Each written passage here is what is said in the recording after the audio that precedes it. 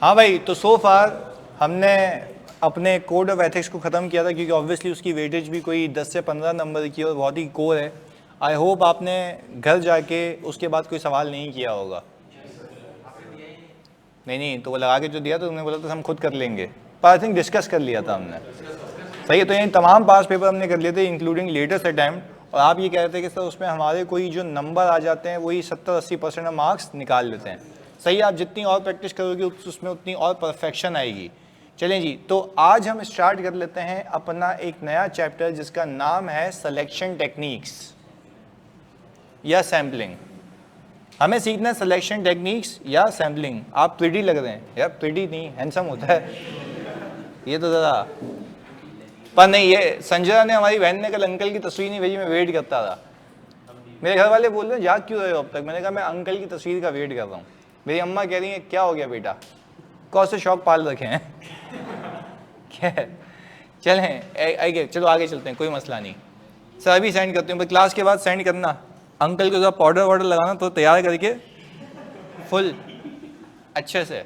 चलो खैर एनीवेज, अब हम देख तो लेंगे अंकल को इंशाल्लाह, वो मतलब हुस्न वाले ही होंगे, खूबसूरत ही होंगे। पर मैंने ये रिक्वेस्ट की थी कि अब प्रेजेंट की तस्वीर चाहिए, पास की तस्वीर नहीं चाहिए। आज सही जी, चले सही है। एआई से तैयार करवा सकते हैं सर? क्यों भाई? बोले एआई से तैयार करवा के भेज दूंगी। नहीं, ग्रुप में वेट करेंगे। भाई ग्रुप में तो आ ही नहीं रही है, तो हमारा पर्सनल मामला है, ग्रुप में नहीं। अच्छा प्रेजेंट में भी क्यूट है? नहीं माशाल्लाह भाई अंकल क्यूट तो होंगे, पर बात है हैंडसमनेस की, उसकी बात हो रही है, तो वो मैं पर्सनल ले गया था थोड़ा सा। खैर एनीवेज, मतलब भाई अच्छे ही होंगे, हर औलाद के लिए उसका बाप हसीन ही होता है। अब जैसे यहाँ पे असलान है तो I don't know about his father, but obviously उसके लिए तो उसका बाप एक मतलब एक अच्छा ही इंसान होगा ना, हुस्न वाला, बहुत ही खूबसूरत। जैसे उसके माँ बाप ने उसको देख क्या बोला कितना प्यारा बेबी है, तो खैर वाइस वर्सा भी होगा। खैर एनीवेज आगे चलते हैं। ओके, अब आप सुने या सिलेक्शन टेक्निक क्यों इंपॉर्टेंट है, ज़रा उसकी बात कर लेते हैं ताकि आप कनेक्टेड रह सकें। प्लीज़ ये सुनना है, बड़ा इंपॉर्टेंट है, किसी भी टॉपिक के साथ लिंक हो गया सकता है, चाहे वो आपका सब्सटेंटिव हो, चाहे रिस्क असेसमेंट हो, चाहे टेस्ट ऑफ कंट्रोल, सबके साथ आ सकता है ये हिसाब किताब। प्लीज़ फोकस होकर सुनना, ये है भी टेक्निकल बहुत ज़्यादा, मज़े में लॉजिकली समझ लेंगे ताकि समझ आ जाए, थ्योरेटिकल भी कवर हो जाए। अच्छा, हम सिलेक्शन कहाँ करते हैं चीज़ों की? नहीं, थोड़ा आसान करते हैं। मुझे लगता है मैं सिलेक्शन करता हूँ चीज़ों की जब मुझे कंफर्मेशन भेजनी हो। वो कह रहा है जहाँ रिस्क हो, हम थोड़ा सिंपल करते हैं ना इसको यार। भाई जहाँ मुझे कंफर्मेशन भेजनी हो वहाँ सिलेक्शन होती है कि मैं किस को सेलेक्ट करके कंफर्मेशन भेजूँ। हमने कुछ सरसरी तौर पे बातें की हुई हैं इसकी, कि जहाँ पे रिस्क ज़्यादा हो, जो ईयर एंड के करीब बुक हुई हो, जो चेंज ना हुई हो, याद है? तो रिलेटेड पार्टी, ये सारी हमने फैक्टर डिस्कस किए हुए हैं। जो हाई वैल्यूज़ हों, जो थ्रेशोल्ड से ऊपर हों। अच्छा यहाँ पे 5 कह रहा मटीरियलिटी थ्रेशोल्ड से ऊपर हो या टेस्टिंग थ्रेशोल्ड से? टेस्टिंग थ्रेशोल्ड से ऊपर हो, उसको हमें भेज दें ताकि हम एटलीस्ट वो एरिया तो कवर कर लें जो हमारे मटीरियल हैं। बाकी जो बच जाते हैं हम उस पर करते हैं सैम्पलिंग। सही है, तो the prime purpose of this class to understand what to select. हमारा फोकस कहाँ होना चाहिए? बोल रहे परफॉर्मेंस मटीरियलिटी, मैंने कोई ऐसा सिखाया है? हमने बोला मटीरियलिटी का एक सर्टेन परसेंटेज हम निकालते हैं, इसको हम कहते हैं टेस्टिंग थ्रेशोल्ड। जहाँ पे रिस्क ज़्यादा होता है वहाँ पे वो थ्रेशोल्ड कम होता जाता है ताकि चीज़ें ज़्यादा सेलेक्ट हों, क्योंकि हम कहते हैं कि मैं इस हेड के अंदर इतनी मिसट्रीटमेंट बर्दाश्त नहीं कर सकता। तो वो जब छोटे जो थ्रेशोल्ड हमने बना दिए उसके ऊपर की सारी चीज़ें सेलेक्ट कर लेंगे तो उसके अब मेरी एक बात बड़ी अहम होगी आज, प्लीज़ फोकस होकर सुनना, इसको लाइट नहीं लेना है, बहुत इंपॉर्टेंट है। तो अगर मैंने एक थ्रेशोल्ड निकाला, उस थ्रेशोल्ड के ऊपर वाले सारे आइटम सेलेक्ट कर लिए मैंने, जिसको हम ईवाई की ज़बान में कहते हैं की आइटम्स। क्या कहते हैं? ये वो की आइटम है जो XYZ थ्रेशोल्ड के ऊपर है। अच्छा क्या ये XYZ थ्रेशोल्ड जो भी है, जो टेस्टिंग थ्रेशोल्ड कहलाता है, क्या मैं अपनी मर्जी से निकालता हूँ या रिस्क के बेस पे? ये मटीरियलिटी का एक परसेंटेज होता है, ये मटीरियलिटी का एक परसेंटेज होता है। तो जितना जहाँ पे रिस्क ज़्यादा होगा वहाँ पे उतनी ये परसेंटेज कम हो जाएगी ताकि चीज़ें सेलेक्ट हो सकें ज़्यादा। मैं ये अवॉइड करना चाहता हूं कि कोई एक इनवॉइस भी ऐसी ना हो, कोई एक रिसीवेबल भी ऐसा ना हो जो मटेरियल नेचर का हो, मुझसे मिस हो जाए। तो क्या बाकी इमटेरियल पे काम नहीं करूंगा? करेंगे, उस पर सैम्पलिंग करेंगे। यही पूरी थीम है इस चैप्टर की कि सीखना है। यहाँ तक अलाइंड है? अच्छा, तो मैं थोड़ा सा और ब्रीफ करना चाहता हूँ आप लोगों को कि हमारे पास सिलेक्शन टेक्निक्स अहम क्यों हैं। पहले इसका वन लाइनर आंसर जो कि तुम्हारे ऊपर से जाएगा, बट हम फिर उसको एक्सप्लेन करेंगे बड़ा डिटेल में। सिलेक्शन टेक्निक इसलिए इम्पॉर्टेंट है क्योंकि आपने अपने डिटेक्शन रिस्क को कम करना होता है। मैं एक्सप्लेन करता हूँ, मुझे पता था ये शक्लें बनाओगे, बट मैं खुद एक्सप्लेन कर रहा हूँ। डिटेक्शन रिस्क का मतलब ये है कि एक चीज़ जिसमें मिस स्टेटमेंट हो वो डिटेक्ट होने से रह जाए।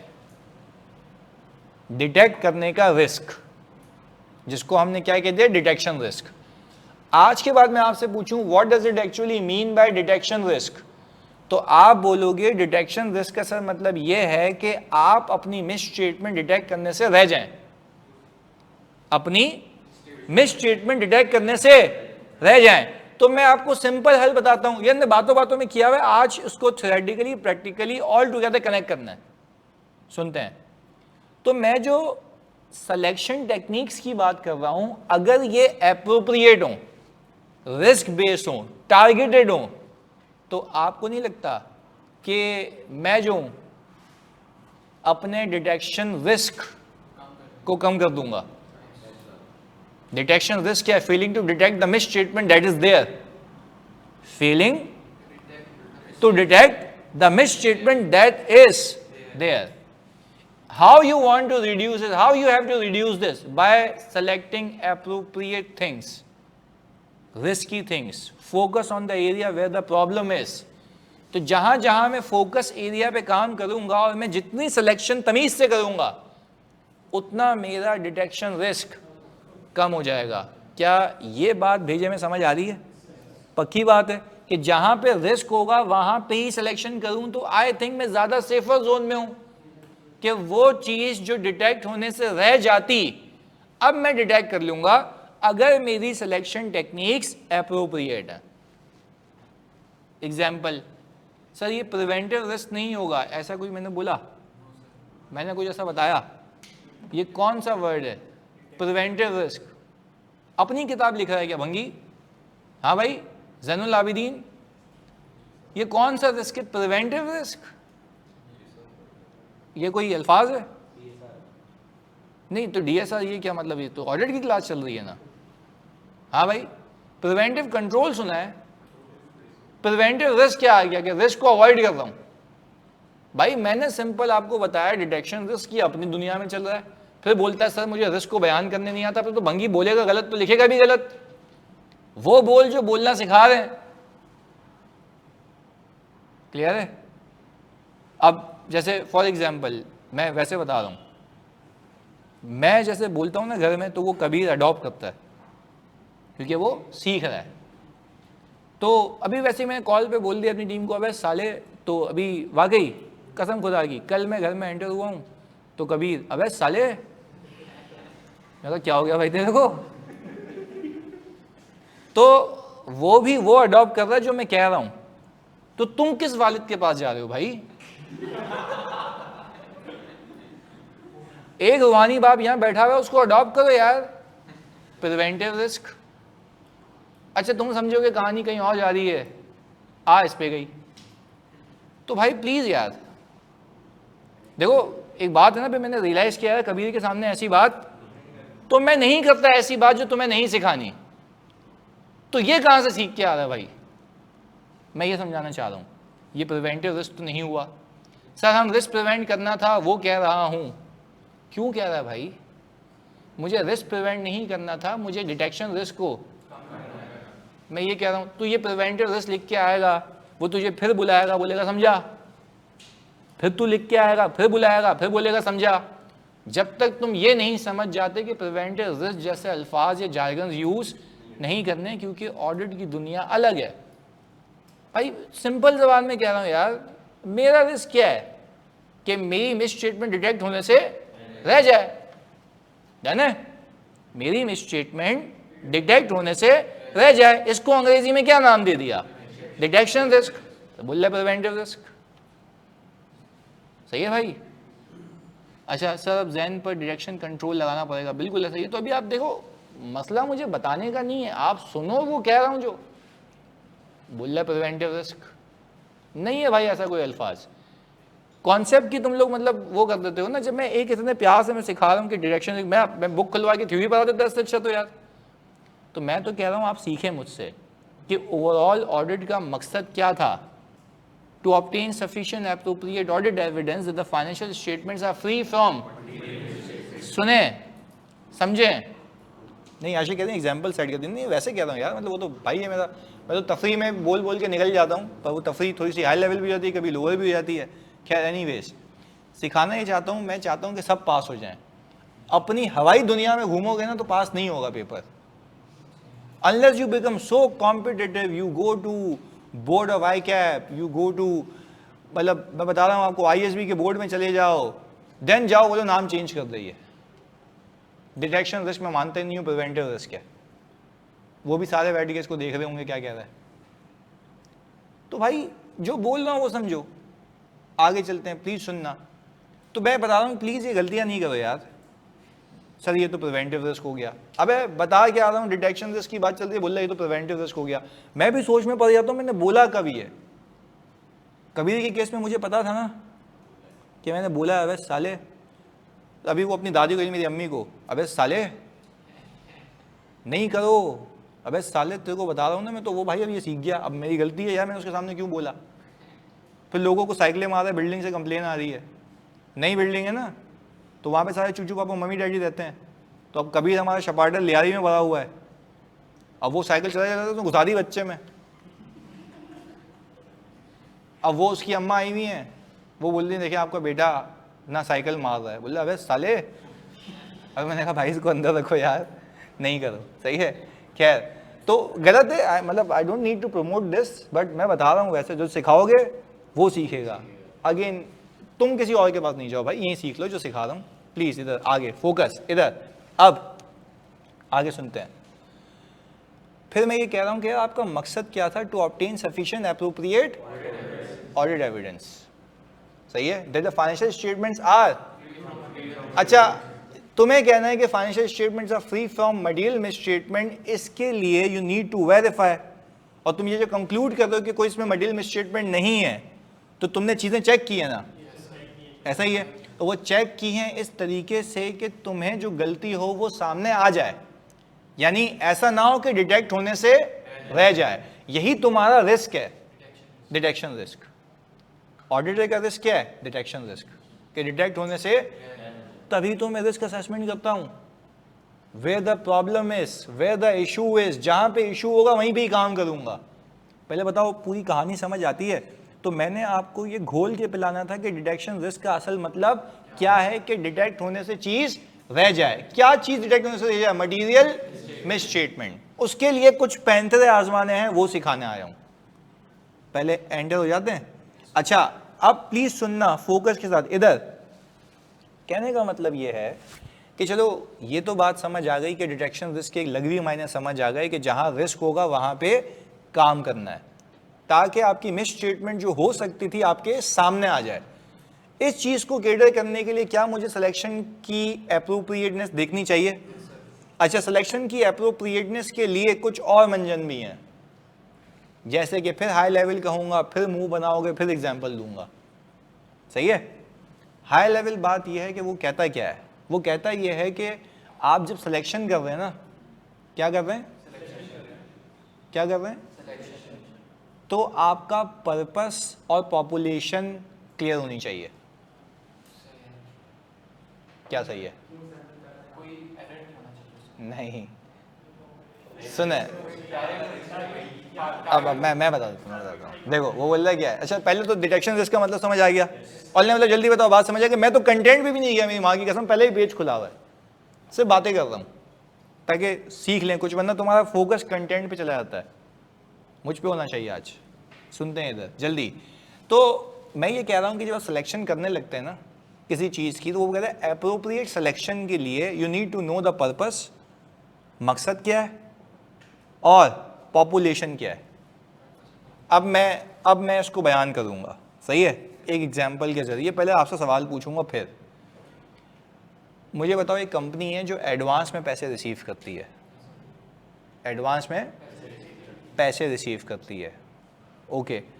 अब मेरा मकसद ये है कि मुझे रेवेन्यू की अकरेंस को वेरीफाई करना है। अकरेंस क्या है? पर्पस। मेरा वेरिफिकेशन का पर्पस क्या है? अकरेंस को देखना। पहले बोल रहा ये भेजे में रखो, क्योंकि आपका एविडेंस रेलेवेंट होना चाहिए, आपका एविडेंस रेलेवेंट होना चाहिए। तो पूरी कनेक्टेड चीजें हैं, सुनिएगा। मेरा मकसद क्या है? अकरेंस को देखना। यहाँ पे लिखते हैं भाई, हम यहाँ पे कह रहे हैं कि मेरा जो मकसद है वो है अकरेंस को देखना। पहले इसको सही करते हैं, यहाँ पे आ जाओ। मैंने कहा सर मेरा जो ऑब्जेक्टिव है,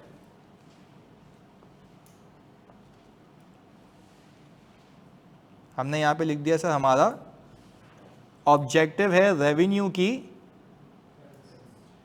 अकरेंस को वेरीफाई करना, ये मेरा हो गया पर्पस। अच्छा, पर्पस में वो ये भी कहता है, ये देख लो, क्या आप टेस्ट ऑफ डिटेल कर रहे हो या टेस्ट ऑफ कंट्रोल? मैंने कहा टेस्ट ऑफ डिटेल कर रहा हूं, सब्सटेंटिव कर रहा हूं, सही है। आगे, अच्छा अब दूसरी चीज क्या थी जानी? पॉपुलेशन। सैंपल नहीं, सैंपल सेलेक्ट होता पॉपुलेशन में से। अगर उसी में तुमने भंड मार दिया तो डिटेक्शन रिस्क तो गया। पूरी चीज कहां रुकी हुई है? डिटेक्शन रिस्क के ऊपर, कि आपकी चीज डिटेक्ट होने से रह जाए। उसके लिए पहली प्राइमरी रिक्वायरमेंट क्या है? तुम्हें तुम्हारा मकसद और पॉपुलेशन क्लियर होनी चाहिए। सही जगह आपने पिंच किया तो सही चीज दिखेगी, अदरवाइज नहीं दिखेगी। आगे सुनते हैं। मैं आपसे सवाल करता हूं, बल्कि जिससे पूछूंगा वो बताएगा, बीच में नहीं बोलना। ऑनलाइन वालों आप बोल सकते हो, सही है जी। अच्छा, अब मुझे अकरेंस देखनी है, तो मैंने अपनी टीम को कहा, रियल वाकया बता रहा हूं, मैंने अपनी टीम को ये कहा कि भाई आप मुझे बताएं कि आपने क्या किया। उन्होंने बोला कि सर हमने सिंपल एक काम ये किया कि हमने जो रेवेन्यू बुक हुआ है ना, हमने उनसे रेवेन्यू लेजर ऑब्टेन किया। रेवेन्यू, अच्छा, ये जो इन्होंने रेवेन्यू लेजर ऑब्टेन किया, मैंने कहा फिर क्या किया तुमने? तो उसने कहा कि सर हमने फिर क्या किया, इसके जो भी रेवेन्यू बुक हुए हुए हैं इनके सेलेक्टेड गुड डिस्पैच नोट देख लिए। हाँ भाई, क्या ये पर्पस और ये पॉपुलेशन सही है? पक्का? अच्छा, क्योंकि रेलेवेंट है। अच्छा, अब अगर मैं इस पॉपुलेशन पे काम करूंगा अपने मकसद को समझ के, अच्छा ये हमने बातों बातों में पहले सीखा हुआ है, आज मैं उसको डेफिनेशन से कनेक्ट कर रहा हूं। याद करो मैं क्या कहता था, ये करोगे तो गलत हो जाएगा, ये करोगे तो गलत हो जाएगा, तो हमने सब्सटेंटिव में सीखा ही है। आज हमें कनेक्ट करना जरूरी है क्योंकि पूरा चैप्टर है इसके ऊपर अलग से। चलें, एनीवेज, तो हमने ये कहा कि भाई अगर हम रिसीट को सेलेक्ट करें, कलीम खान कह रहे हैं, उस पर आते हैं, अभी बात करते हैं। मुझे एक बात बताओ कि क्या ये पॉपुलेशन सही है मकसद को देखते हुए? अच्छा, मैंने इसमें से सैंपल सेलेक्ट किया और सैंपल सेलेक्ट करके उसकी क्या देख ली है? जीडीएन देख ली और इनवॉइसेस देख ली। क्या ये सही हो गया है? अच्छा भाई, मैंने ये सैंपल सेलेक्ट करके ये काम कर लिया। मैं यहाँ पे लिख देता हूँ कि सर ये आपकी नज़र में और मेरी नज़र में ये एक एप्रोप्रिएट चीज़ है। डन है? अच्छा भाई, एप्रोप्रिएट हो गया। अच्छा, अगर ये एप्रोप्रिएट है तो पता है इससे हो क्या रहा है? इससे हो क्या रहा है? मैं अपनी टारगेट पॉपुलेशन पे पहुंचा, जो चीज वेरीफाई करना चाह रहा हूं कि सेल फिक्टिशियस तो बुक नहीं हुई, सेल तो मैं बिल्कुल सही तरीके से कर रहा हूं, तो मेरा जो डिटेक्ट करने का रिस्क है इसको हम कहते हैं एप्रोप्रिएटली आपने पॉपुलेशन को आइडेंटिफाई किया अपने मकसद के तहत। एप्रोप्रिएटली आपने अपने पॉपुलेशन को आइडेंटिफाई किया अपने। You need to ask yourself मैं वेरीफाई क्या कर रहा हूं, उसके हिसाब से आपको पता है इतनी हेल्प होगी ना इस चीज से, आपको प्रोसीजर डिजाइन करने में आपकी सोच है। आप कहते हैं ना select the sample of sales, कहां से सेलेक्ट करोगे? वो पॉपुलेशन है। बात समझ आ रही है? तो हमने पहले सब्सटेंटिव में इसको किया हुआ है, आज उसकी और डिटेलिंग है। सही हो गया? डन है? अच्छा, करीम खान कह रहे थे GDN फेक भी बन सकता है। अबे तो बावले, वो तो फ्रॉड रिस्क है ना, वो अलग चीज है। मैं क्या कह रहा हूं कि आप इसकी टेस्टिंग कर रहे हो अकरेंस के लिए, तो क्या अकरेंस के लिए जो मैं काम कर रहा हूं वो सही है? फिर बोल रहा है GDN फेक बन सकता है, ऐसे तो पूरे अकाउंट्स में गलती हो सकती है या नहीं हो सकती? तो उसके लिए अलग प्रोसीजर है ना। फ्रॉड रिस्पेक्टर के लिए एलिमेंट ऑफ अनप्रेडिक्टेबिलिटी को डाल देना, सारी चीजें। अभी उस चीज को यहां से ना मिलाओ। अच्छा भाई सर, इसमें पॉपुलेशन GL में मौजूद सेल्स की GDN है। वो नहीं, वो पागल, इसमें पॉपुलेशन है सेल्स का GL, जिसमें क्या बुक हुई हुई है? सेल्स। और मैं वेरीफाई कर रहा हूं कि क्या वो जेन्युइनली बुक हुई है, तो उसके लिए क्या कर रहा हूं? GDN अकरेंस होनी चाहिए तो रिकॉर्ड हो, अदरवाइज नाउ। डन है? पक्की बात है? ऑनलाइन मतलब जल्दी बताओ मेरे बच्चों, बात समझ आती है? मैं सबसे पूछ रहा हूं। ओके, डन हो गया। अगली एग्जाम्पल प्लीज यहां पे सुनना है आप लोगों ने। मैंने कहा मेरा ऑब्जेक्टिव है, मेरा ऑब्जेक्टिव है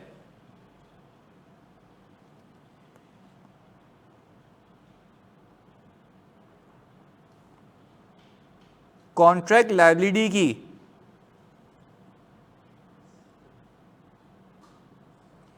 कंप्लीटनेस देखना। सही है? तो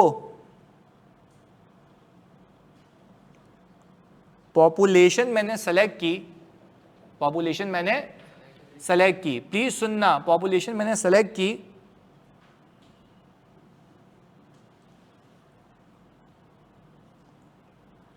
कॉन्ट्रैक्ट लायबिलिटी का GL। सही है? और मैंने वेरीफाई कर लिया उसको बैंक रिसीट से, जो कि कहां आ रही होती है, जल्दी बताओ? बैंक स्टेटमेंट में। हाँ भाई, क्या ये ऑल टुगेदर एक एप्रोप्रिएट प्रोसीजर है?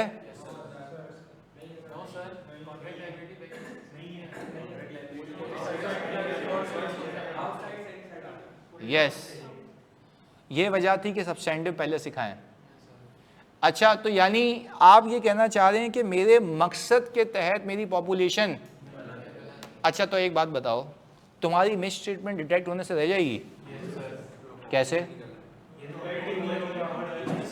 आपने पॉपुलेशन गलत पिक की है ना, तो आपकी डायरेक्शनल टेस्टिंग ही गलत है। पहले बताओ, लॉजिक समझ आ रही है? How I am picking the wrong population and how it is affecting my evidence. तो आपका जो रिस्क ऑफ नॉन डिटेक्शन और मिस स्टेटमेंट है वो क्या हो गया? तो ये कम कैसे होगा? जब एप्रोप्रिएट प्रोसीजर होंगे, और एप्रोप्रिएट प्रोसीजर तब होंगे जब पॉपुलेशन एप्रोप्रिएट होगी। पर एप्रोप्रिएट पॉपुलेशन कैसे पता लगेगी? जब मकसद सोचेंगे।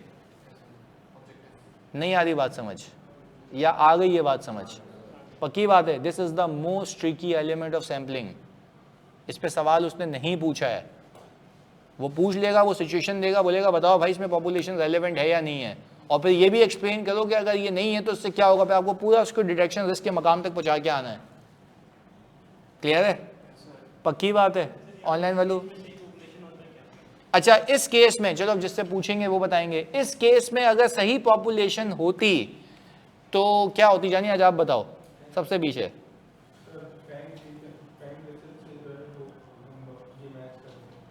चलो,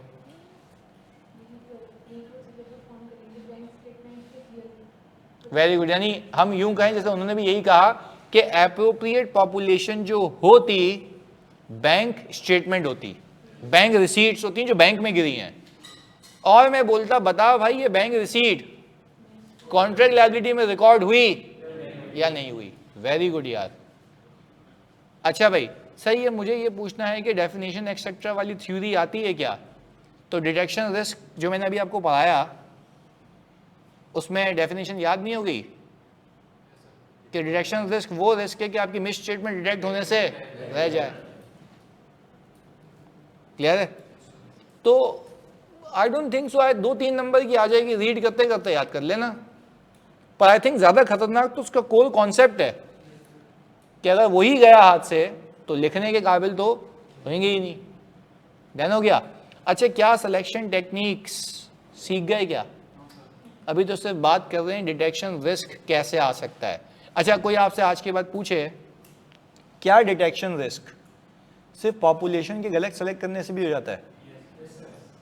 क्योंकि आप ये कहोगे, अच्छा देखो, अब वो एविडेंस क्या होता है, रेलेवेंट होना चाहिए, रिलायबल और सफिशिएंट, एप्रोप्रिएट। और तो एप्रोप्रिएट में दो चीजें आ रही थी, पहला रेलेवेंट और आई थिंक यहां पे रेलेवेंट एविडेंस नहीं मिल रहा क्योंकि मैंने पॉपुलेशन, तो इसको लिंक करेंगे। अभी जब रेलेवेंट एविडेंस नहीं मिल रहा तो मेरा जो डिटेक्शन रिस्क है वो बढ़ गया, क्योंकि जिस मिस स्टेटमेंट को आप ढूंढने की कोशिश कर रहे थे कि भाई मेरी कॉन्ट्रैक्ट लायबिलिटी कंप्लीट हो, उस कंप्लीटनेस पे काम ही नहीं हो पा रहा क्योंकि आपकी डायरेक्शन ऑफ टेस्टिंग ही गलत है। तो अगर आप ऑडिट गलत करोगे तो वो risk of detecting undetected miss statements आपका बढ़ जाएगा। तो उसके लिए आपको काम सही करना है। काम सही करने के लिए, सिलेक्शन के लिए, what you need to ask yourself two things, what is my purpose, what is the population, और फिर उसके आगे टेस्ट होता है। डन हो गया। अब ये अगर पहले शुरू में कर लेते तो दिमाग की खिचड़ी बन जाती है। एटलीस्ट हमें प्रोसीजर्स पता है, अब हम उसको लिंक कर सकते हैं। डन हो गया। ऑनलाइन मतलब जल्दी बताओ मेरे बच्चों, यहां तक कोई सवाल? हाँ जी, सारे बच्चे। सर ऑल टाइम अकरेंस ही ऑब्जेक्टिव होगा इन केस ऑफ रेवेन्यू? जरूरी नहीं है। क्या अकरेंस की असर्शन होती है? कंप्लीटनेस भी हो सकती है, वैल्यूएशन भी हो सकती है, सब हो सकता है। तो आई थिंक ये तो फिर जरा फजूल बात है ना। अकरेंस तो उसकी वन ऑफ असर्शन है। क्या ख्याल है? ऑनलाइन तो जल्दी बताओ, बात समझ आ रही है जल्दी से? ओके, चलें अब प्लीज आगे सुनते हैं, आगे सुनते हैं, आगे सुनते हैं। अच्छा, मुझे एक बात बताओ, दो केसेस तो मुझे समझ आ गए, पॉपुलेशन के और पर्पस के। तो यानी आपने ये बात समझ आ रही है हमें आज की क्लास में कि डिटेक्शन रिस्क का मतलब क्या है कि वो रिस्क कि मेरी मिस स्टेटमेंट डिटेक्ट होने से रह जाए। अच्छा, वो रिस्क मेरी मिस स्टेटमेंट डिटेक्ट होने से रह जाए, वो एक वजह बताइए अभी मैंने कि वो कब आ सकता है कि जब आप पॉपुलेशन गलत सेलेक्ट कर लो, यानी ऑडिट की डायरेक्शन गलत हो जाए, आपके मकसद के तहत ना हो। डन है? पक्की बात है। चलें अब मैं तुमसे पूछता हूँ एक और चीज़। रेवेन्यू में तो ज़्यादा मसला अकरेंस का ही होगा ना। देखो अगेन ये डिपेंड करता है रिस्क के ऊपर।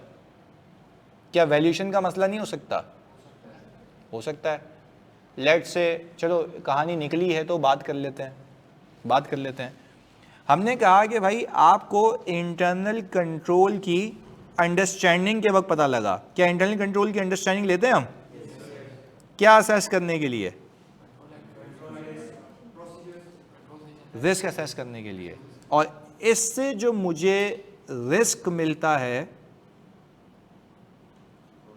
वो कंट्रोल रिस्क होता है। सही है? अच्छा, इससे जो मुझे मिलता है वो क्या होता है? कंट्रोल रिस्क, जिसमें मैं काम करूं। अच्छा, मैंने मैनेजमेंट से पूछा क्योंकि मुझे बिजनेस की अंडरस्टैंडिंग थी कि ये एक से ज़्यादा परफॉर्मेंस ऑब्लिगेशंस को ऑफर करते हैं। अच्छा, अब ज़रा बात में साथ साथ चलेंगे, तुम लोगों ने मुझे बताना है। अगर एक ऑपरेशंस की अंडरस्टैंडिंग से मुझे ये पता लगा कि एक इदारा मोर देन, हाँ भाई क्या लिख रहा हूं मैं, more than one performance obligation offer करता है, तो इसको मैं नाम दूंगा इनहेरेंट रिस्क। इनहेरेंट रिस्क क्यों कह रहा हूं? कैरेक्टरिस्टिक्स ऐसी हैं। डन है? अच्छा, क्या इनहेरेंट रिस्क को सोचते हुए क्या मैंने कंट्रोल्स का सोचा या कंट्रोल को कटा के सोचा? सिर्फ business operation inherently, nature of activity, nature of account, inherent, embedded, business से पता लगा। फिर मैंने बोला कि भाई ये तो बताओ कि इस पे करते क्या हो, क्या कंट्रोल है कि appropriate allocation of transaction price हो जाए। तो हमने जब प्रोसेस को समझने की कोशिश की तो उसने कहा कि भाई ऐसा तो कोई कंट्रोल ही नहीं है, क्योंकि हम तो नॉर्मली कर ही रहे होते हैं कि भाई जो आया रेवेन्यू बुक हो गया। अब आपका इनहेरेंट रिस्क था, हाँ या नहीं? ओके, कंट्रोल रिस्क उसमें ऐड हो गया। तो मुझे पता नहीं क्यों लगता है कि इनहेरेंट रिस्क और कंट्रोल रिस्क का मिलाप होता है ऑडिट रिस्क। इनहेरेंट रिस्क और कंट्रोल रिस्क का मिलाप होता है, इसको हम ऑडिट की जबान में कहते हैं ऑडिट रिस्क फंक्शन। क्या कहते हैं? अच्छा, ये audit risk function usually CAF eight के सब्जेक्ट में पहली क्लास में पढ़ाया जाता है, पर मैं पहली क्लास में पढ़ा था, आप लोग भाग जाते क्योंकि आप बोले नहीं क्या फंक्शन के लिए मैथ्स की क्लास तो नहीं है। पर हम आज लॉजिकली समझ रहे हैं क्योंकि हमने इसके सारे पैरामीटर्स को किया हुआ है। वापस से इनहेरेंट रिस्क कहाँ से पता लगा? ऑपरेशन से। कंट्रोल रिस्क कहाँ से पता लगा? कंट्रोल्स की अंडरस्टैंडिंग लेते हुए। तो आप रिस्क के पैरामीटर में इसको हाई रिस्क कहोगे, लो रिस्क? अच्छा, यहाँ पे 1 मिनट रोकूंगा। हाई रिस्क को हम ऑडिट की जबान में कहते हैं सिग्निफिकेंट रिस्क, यानी रिस्क ऑफ मटेरियल मिसस्टेटमेंट तो है पर सिग्निफिकेंट है। जब सिग्निफिकेंट रिस्क कब कहलाता है? जब उसके होने के चांसेस, लाइकलीहुड और मैग्नीट्यूड भी ज्यादा हो। तो वो मेरा अच्छा रेवेन्यू, मिलियन ऑफ कस्टमर्स हैं, सिग्निफिकेंट है। मैग्नीट्यूड और लाइकलीहुड कैसे ज्यादा है? लाइकलीहुड ऐसे ज्यादा है, कंट्रोल नहीं है, तो उसके होने के चांसेस ज्यादा हो जाते हैं। नहीं आ रही बात समझ? ओके, तो पहले बताओ ऑडिट रिस्क समझ आया? ऑडिट रिस्क हमने सीखा हुआ है, आज उसको हम खाली जोड़ रहे हैं इनहेरेंट और कंट्रोल से। एक बैंक है, तुम उसका ऑडिट करने गए, सही है? एक बैंक है, तुम उसका ऑडिट करने गए। प्लीज सुनना मेरे बच्चों, डिटेक्शन रिस्क ऑडिट रिस्क से अलग है। अभी तक तो अलग है। डिटेक्शन रिस्क तो मैंने बात खत्म कर दी ना, वो अलग था। वो किसके कंट्रोल में? हमारे। कैसे? ऑडिटर ही डिसाइड करेगा ना कि अपने रिस्क को कम करना है, वो तो मेरे कंट्रोल में। अच्छा, तो ये इनहेरेंट और कंट्रोल रिस्क किसके होते हैं? कंपनी। तो इनहेरेंट और कंट्रोल रिस्क को देखते हुए मैं अपनी डायरेक्शन पे काम करता हूं। यस, जितना इनहेरेंट रिस्क और कंट्रोल रिस्क ज्यादा होगा, नहीं सुने, उतना मुझे अपने डिटेक्शन रिस्क को कम करना होगा। डिटेक्शन रिस्क को कम कैसे करूंगा? सैंपल साइज ज्यादा करके और टारगेटेड टेस्टिंग करके। और तो ये अभी ऊपर सीखा ना, टारगेटेड टेस्टिंग। क्लियर है? तो detection risk is in my control, but जो इनहेरेंट और कंट्रोल है वो तो मैनेजमेंट के हैं, कंपनी के हैं। तो हम वो समझते हैं, फिर अपने इक़्तिदामात होते हैं। अच्छा, जहां पे रिस्क ज्यादा होगा वहां पे मिस ट्रीटमेंट डिटेक्ट होने के चांसेस ज्यादा होंगे। तो मुझे ऐसा नहीं करना कि मैं उसको मिस कर दूं, तो उस पर मुझे काम करना पड़ेगा ज्यादा। जहां पे लाइकलीहुड ज्यादा है तो वहां पे हो सकता है ना कि छुपाया हुआ उसने, तो मेरी टेस्टिंग की एक्सटेंड क्या होनी चाहिए ताकि मैं वो रिस्क के मेरी मिस ट्रीटमेंट डिटेक्ट ना होती, उस रिस्क को कैटर करके मैं कम कर दूं। अल्टीमेटली पूरे ऑडिट में मैं जो कर रहा होता हूं वो अपने डिटेक्शन रिस्क को कम कर रहा होता हूं। अल्टीमेटली जो अपने मैं कर रहा होता हूं वो डिटेक्शन रिस्क को क्या कर रहा होता हूं? कम कर रहा होता हूं। पूरे ऑडिट में यही चलता है। तो आज हम खाली उसको उससे कनेक्ट कर रहे हैं। डन हो गया? चलें आगे चलते हैं। मैंने कहा यार मैं बैंक का ऑडिटर हूं, यानी आप सब टीम मेंबर्स है बैंक के, सही है? तो बैंक के ऑडिटर्स होने के नाते आप जब गए तो आपने देखा कि यार बैंक में एडवांसेस आ रहे हैं, लोन दिए हुए एम्प्लॉयज को। क्या दिए हुए? लोन दिए हुए एम्प्लॉयज को, जनरल अवाम को। आप मुझे एक बात बताएं, कौन सा इनहेरेंट रिस्क है? बैड डेट्स का। अच्छा, बड़े पैमाने पे छोटे पैमाने पे? अच्छा, बड़े पैमाने पे कैसे कह रहे हो? मैग्नीट्यूड बहुत ज्यादा है। अच्छा, अब सुनना, मैंने मैनेजमेंट से पूछा, मुझे एक बात बताओ, what is your process of disbursement of loan? सुनना मेरी बात, what is the process of? तो वो मुझे जवाब दे रहा है सामने से कि देखें सर, जब एक बंदा लोन लेने आता है, इंटरेस्ट रेट चार्ज किया फ्रॉम एम्प्लॉय, ये भी तो चांस है। अबे चुप हो जाओ, एक मिनट रुक जा। सुने, अभी हम किसकी बात कर रहे हैं? बैड डेट्स की। सही है, सुनो चुपचाप इधर। तो हमने जब क्लाइंट से पूछा कि यार मुझे एक बात बताओ, कि आपके क्या इक़्तिदाम हैं भाई, क्या मेक श्योर करते हो लोन देते हुए कि बैड डेट्स ना हो।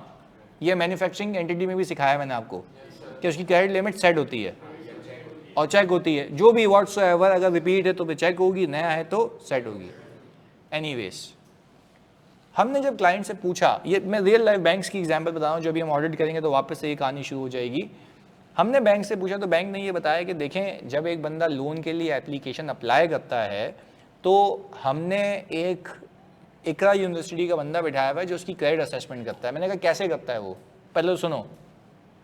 टीओसी वीक है, भंगी कंट्रोल तो लगाने थे, टीओसी कहाँ से आ गया? टीओसी मतलब टेस्ट ऑफ, हम तो डिजाइन समझ रहे हैं कि कंट्रोल लगा हुआ कैसा है, सही है। चलें जी, ओके, आगे प्लीज सुनने। मुझे अपने तन मन धन की फिक्र नहीं, मुझे तो बस आपका लेक्चर लेने में मजा आता है। चलिए भी, थैंक यू। इधर कैसी बात है ये, तो सुनो जल्दी भाई, इधर फोकस हो गया तो सुनो आगे। यार मतलब ये बाद में कर लेंगे, मतलब कहानी की तुम लोग ना मतलब नहीं करो प्लीज। इधर सर हम नहीं टीओसी कर ली है। अबे भाई टीओसी नहीं किया, मैंने बोला टेस्ट ऑफ कंट्रोल में सिखा दूंगा। डिजाइन चेक कर रहे हैं अभी कि कंट्रोल लगावा कैसा है। जैसे हमने बेसिक सीखा था ना, कैमरे का मुंह किस तरफ है, तो यहाँ पे कंट्रोल तो है पर डिजाइन सही। देखो दो पॉसिबिलिटी दूंगी, या तो कंट्रोल ही नहीं होगा या कंट्रोल होगा पर डिजाइन सही। यहाँ पे इकरा यूनिवर्सिटी का बैठा हुआ बच्चा क्रेडिट असेसमेंट कर रहा है, तो मैंने उससे 2-3 सवाल कर लिए जाके। अब मैं कर रहा हूँ टेस्ट, क्या आप क्रेडिट असेसमेंट कैसे करते हो? बोलता है बस मैं वो पर्चा लाता है, मैं उसको देख के साइन कर देता हूँ। मैंने कहा भाई ये क्या कर रहा है? मैंने कहा अगर आपको क्रेडिट असेसमेंट करनी है ना, मैं आपको बताता हूँ बैंक्स में करते कैसे हैं। अगर आपको सही क्रेडिट असेसमेंट करनी है, अच्छा पहले बताओ कंट्रोल रिस्क आ गया, इनहेरेंट था पहले से ही? अच्छा जब इनहेरेंट रिस्क सोच रहे थे कंट्रोल्स को सोचा था या नेचर कैरेक्टरिस्टिक्स? हो गया भाई, डन हो गया। चलें आगे सुनते हैं। फिर हमने कहा कि भाई कंट्रोल भी समझ लिया, वो भी फारिग, तो ओवरऑल ऑडिट रिस्क बढ़ गया। मुझे पता है क्या लगता है, पता नहीं क्यों, जब बैड डेट एक्सपेंस की वेरिफिकेशन कर रहा हूँ ना, मेरा डिटेक्शन रिस्क बढ़ गया है। नहीं, कंट्रोल भी फारिग है क्योंकि मैनेजमेंट खुद से काम नहीं कर रही कि वो उस चीज़ को होने से रोके, और इनहेरेंट रिस्क भी है। तो आई थिंक मुझे काम ज़्यादा करना पड़ेगा, कहीं ऐसा ना हो मुझसे कोई चीज़ मिस हो जाए। तो डिटेक्शन रिस्क क्या करना पड़ेगा, पर रिस्क होगा क्या ज़्यादा, करना क्या है पता है? ऑडिट की ज़बान में लोग कैसे पढ़ाते हैं उसको मेरा भाई एग्री करेगा। There is a inverse relationship between the audit risk and the detection risk. यही है, ऐसे सिखाते हैं ना, इनवर्स रिलेशन है। अबे भाई मैं ये क्यों बताऊं यार, कंफ्यूज हो गए ना आप। सिंपल सोच लो कि क्या गेम है।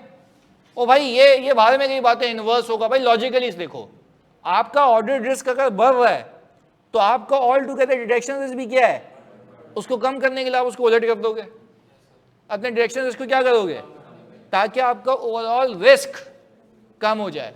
पहले बताओ मेरे बच्चों, बात समझ आ रही है, हाँ या नहीं? तो अगर मैं ये समझूं कि आज के बाद आपको एक सवाल दिया जाए, वो बोले आपको ऑडिट रिस्क बताओ, और ऑडिट रिस्क के साथ साथ वो आपको बोले कि इसको ऑडिट फंक्शन में ब्रेक करो, तो क्या आप उसको इनहेरेंट और कंट्रोल में बांट के बता सकते हो? उसमें क्या मुसीबत है यार? We know this is the audit risk, पर one is arising from the control और एक इनहेरेंट है, क्योंकि नेचर ऐसा है, कैरेक्टरिस्टिक ऐसी है, तो उसमें आई थिंक कोई पंगा नहीं है। है पक्की बात है। ऑनलाइन वाले जल्दी बताओ मेरे बच्चों, बात समझ आ रही है? प्लीज प्लीज प्लीज जल्दी, सबके सब। हाँ जी, सारे के सारे। बेहतरीन हो गया। आओ जी आगे देखते हैं।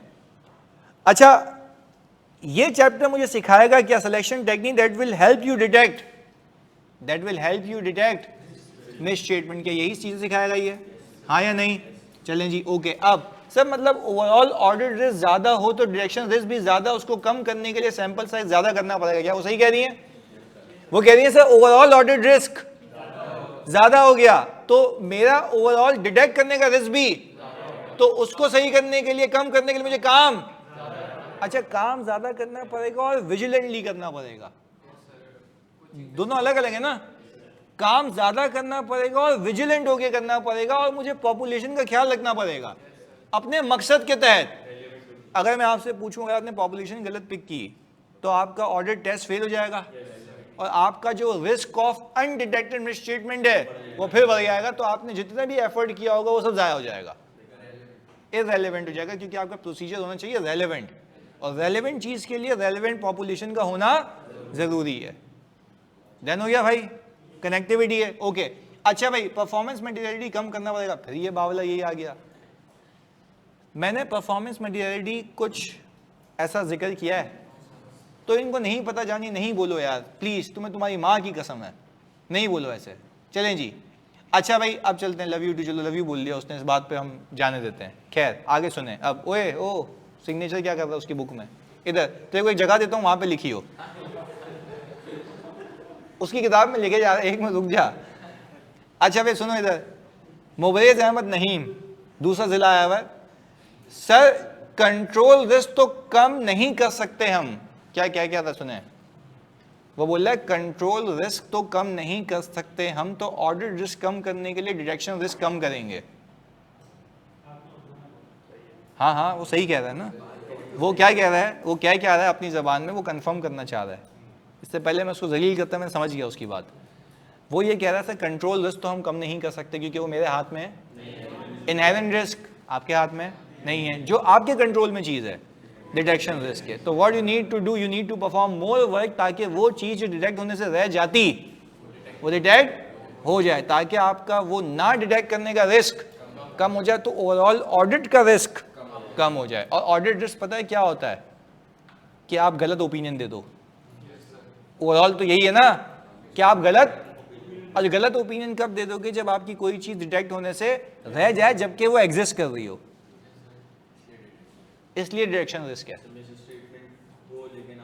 हाँ, मिस स्टेटमेंट हो डिटेक्ट होने से रह जाए, आपने बोला these financial statements are giving true and fair view, जबकि ऐसा नहीं है, तो वो आता किस वजह से है, डिटेक्शन रिस्क की वजह से। तो इसलिए कहा जाता है, अब सुनना, अब मैं कनेक्ट करूंगा, कनेक्शन ये है इस बात का कि अगर आपने सारा काम तमीज से किया, एक एक रिस्क पे सही सही काम किया, फिर भी कुछ रह गया, आप कसूरवार नहीं हो, रीजनेबल एश्योरेंस। पर हाँ, अगर ये फाइंड आउट हुआ कि आपने पॉपुलेशन गलत पिक की रिस्क के माध्यम से अलग, तो आप गए, आपका लाइसेंस रिवोक। तो ये मसले हैं। तो इसलिए कहा जाता है आपको रीजनेबल एश्योरेंस करने के लिए काम भी रीजनेबल करना है, अपने डिटेक्शन रिस्क को उस हद तक कम करना जिस तक आप कर सकते हो। तभी तो हम सबसे पहले क्या आइडेंटिफाई करते हैं, रिस्क। और रिस्क तो बाहर में गया, असर्शन तक देखते हैं कि अगर असर्शन पता होगी तो ही पॉपुलेशन सेलेक्ट कर पाऊंगा सही वाली, अदरवाइज मुझे समझ। तो आप देखते हैं पूरा ओवरऑल ऑडिट, पहले ओवरऑल एनवायरनमेंट से, ऑपरेशन से, एनालिटिकल प्रोसीजर से अलग अलग रिस्क निकाल के एक एक असर्शन से लिंक किया, और फिर उस असर्शन पे आके देख रहा हूं कि मुझे काम क्या करना चाहिए, उसी हिसाब से पॉपुलेशन सेलेक्ट करता हूं। आउटसाइड द बुक से इनसाइड, इनसाइड द बुक से आउटसाइड, तो ये सारी चीजें यही तो थी। डन हो गया। अच्छा भाई, अब यहाँ पे 2-3 सवाल आए हुए मार्केट में। तो डिटेक्शन रिस्क बढ़ेगा ना ताकि ज्यादा से ज्यादा चीजें चेक हों। अब भैया पागल हो गया कि डिटेक्शन रिस्क तो बढ़ गया ना, उसको कम करने के लिए क्या करेंगे, ज्यादा से ज्यादा। एक तो तू ऑनलाइन नहीं बैठेगा भाई, यहाँ आ जाएगा।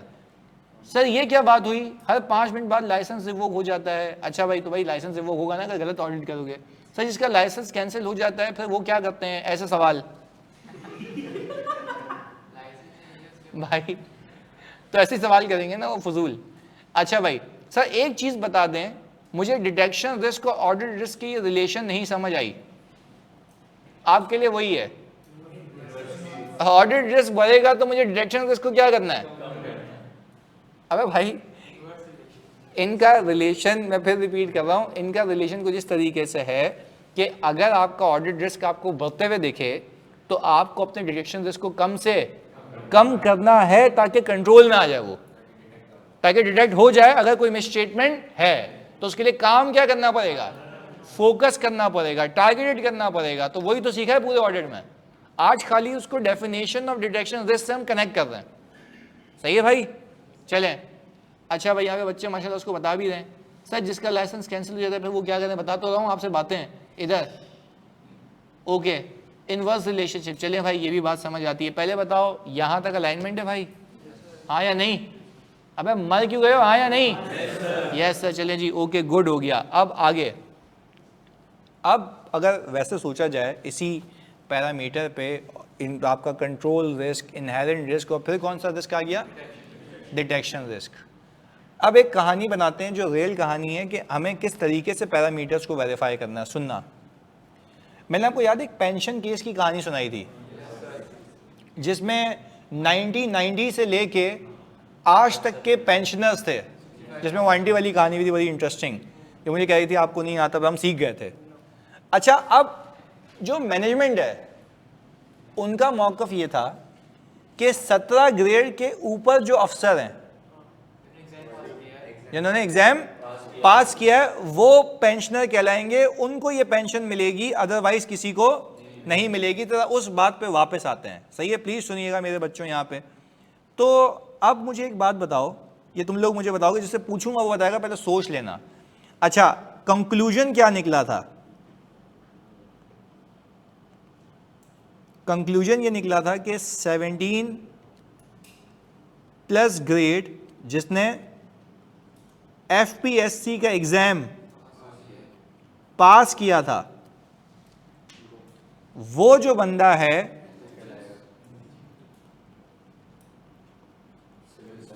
सिविल सर्वेंट कहलाएगा, ऐसा ही है?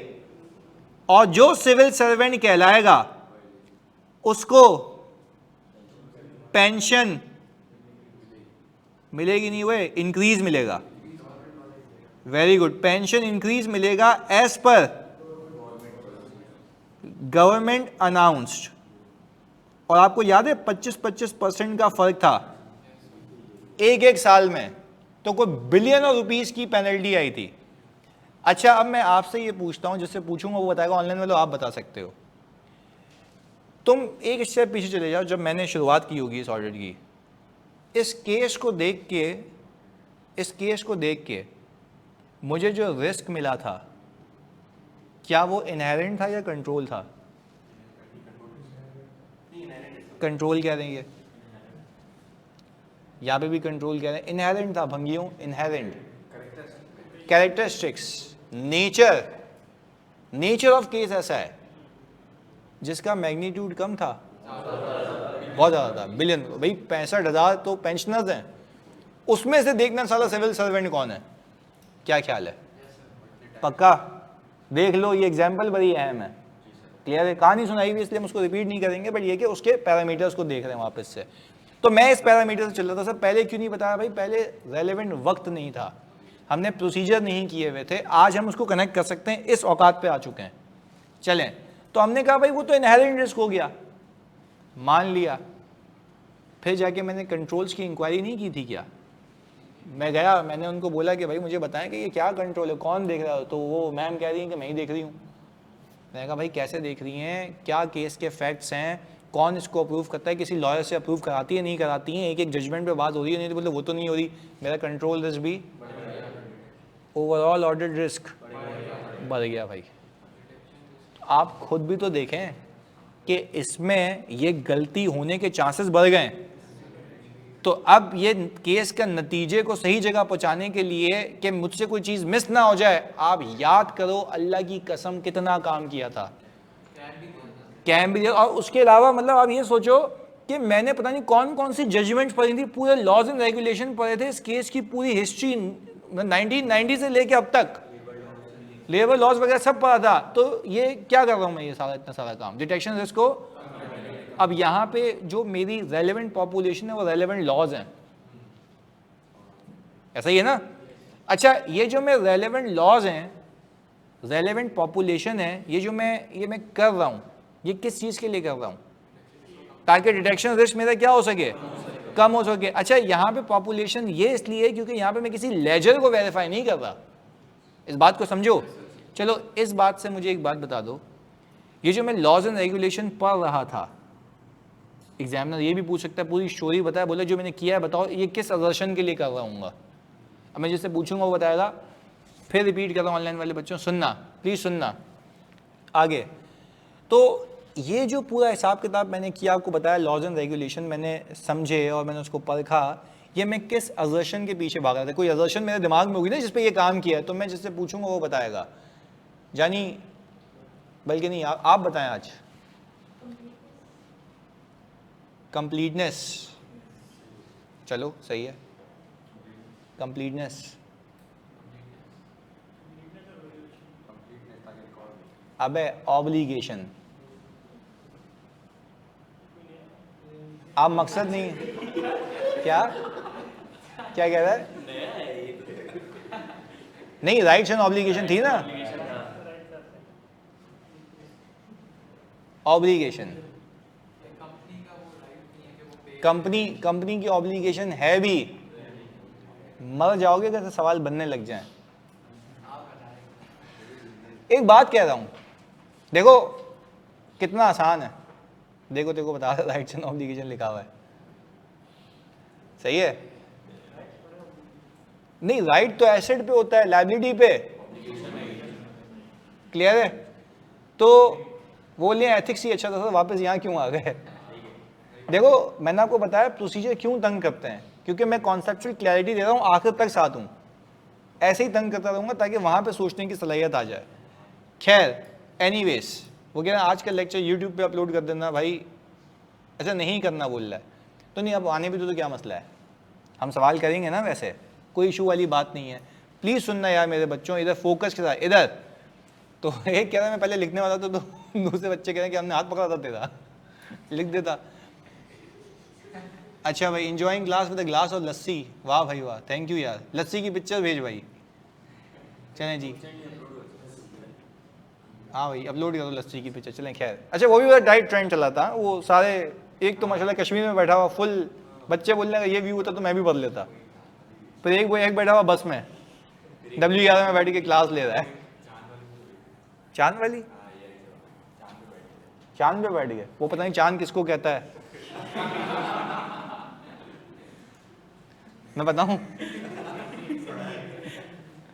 अच्छा खैर एनीवे, जल्दी आएंगे इंशाल्लाह केबी के यार, शायद एक है ट्रेनिंग उसके लिए आएंगे इंशाल्लाह, फिर मुलाकात करेंगे। अच्छा एनीवे आगे चलते हैं।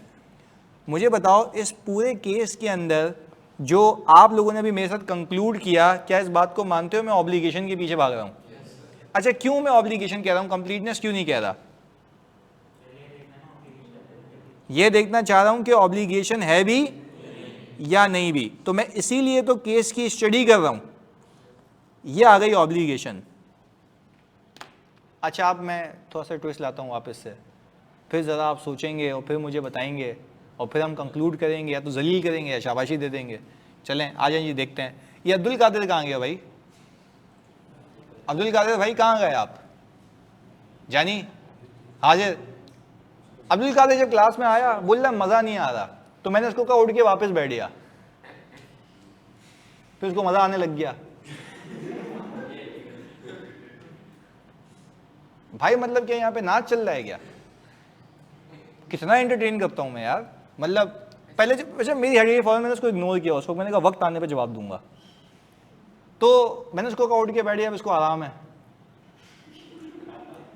अब ये सुकून से क्लास ले रहा है, बोल रहा है हाजिर है। अबे मज़े के लिए आया है, फिर बोल रहा मज़ा भी आ रहा है, बोल रहा स्टोरीज कम है। भाई इसको कहानी कम लग रही है।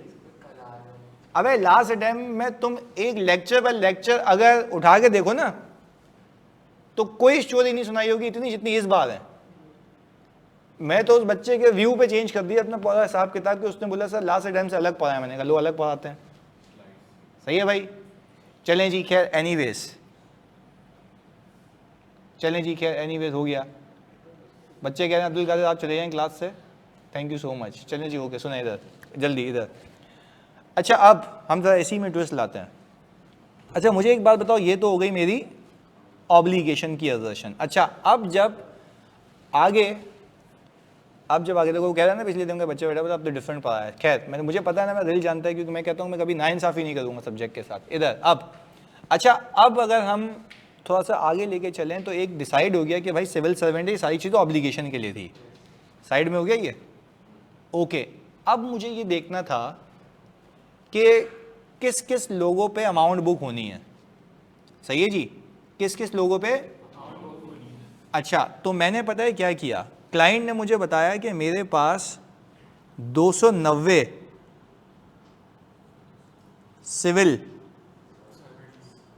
सर्वेंट्स हैं आउट ऑफ, बिल्कुल सही, कितने आइडेंटिफाई किए, और ये 290 की जो वैल्यू असल में आई थी, क्योंकि पब्लिक इंफॉर्मेशन है,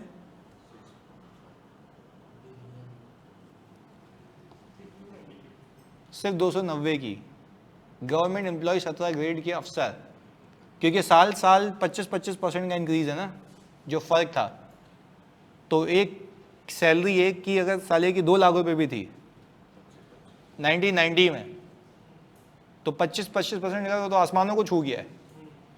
तो हमारा तो रिस्क ये था, प्लीज सुनना, हमारा तो जानी रिस्क ये था कि ऑल टुगेदर इसमें और अगर 100 एम्प्लॉय भी ऐड हो जाएं तो I think material misstatement judgement है ना भाई। अगर आप सिंपल 6.5 को 290 से डिवाइड कर लो, 6.5 बिलियन को हाँ, 6.5 को 290 से डिवाइड कर लो, हाँ भाई,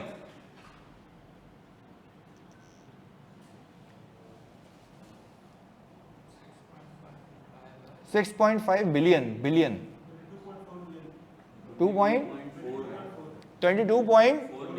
22.4 मिलियन, मतलब एक बंदे पे आ रही है। तो मैं कहूँ 100 और आ जाए तो ये तो मटेरियलिटी को तोड़ ताड़ के कहीं और ही निकल जाएगा। अभी भी निकल गया तो ये तो बुक हो गया ना। देखो इस हद तक हम कह रहे हैं मटेरियल स्टेटमेंट नहीं है, हमें रिस्क ये है कि और तो नहीं है। यस बिल्कुल। तो अब मुझे ये देखना है कि जो मेरे एम्प्लॉयज हैं, जो सिविल सर्वेंट्स हैं, वो आ गए या नहीं आए। सुनना, अभी मैंने फिर प्रोसीजर परफॉर्म करना शुरू किए आगे। अच्छा, मैंने प्रोसीजर परफॉर्म करना शुरू किए तो मैंने इसके चंक्स बना दिए। कैसे ज़रा बताता हूँ।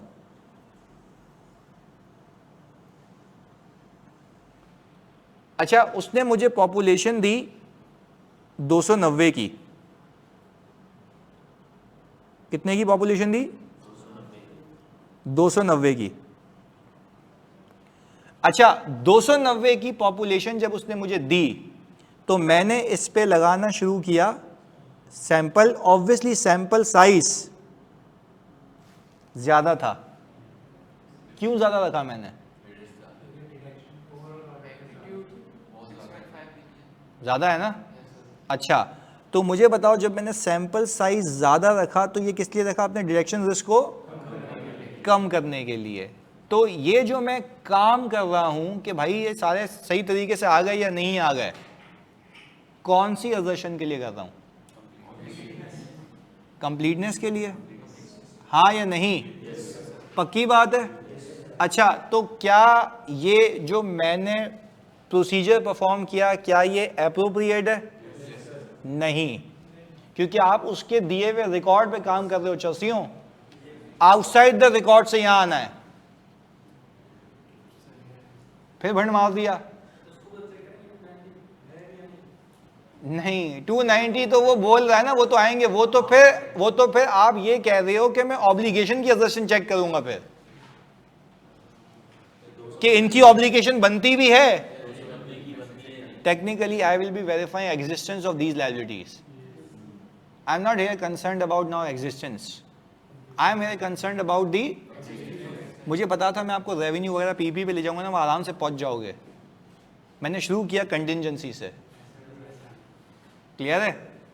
तो पहले मुझे ये बात बताओ जल्दी से मेरे बच्चों के, यहाँ पे जो मैं 290 की पॉपुलेशन को उठा के कंप्लीटनेस वेरीफाई करना चाह रहा था, क्या ये गलत है?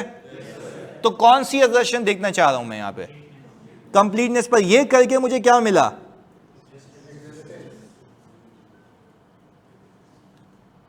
And obligation. सही है?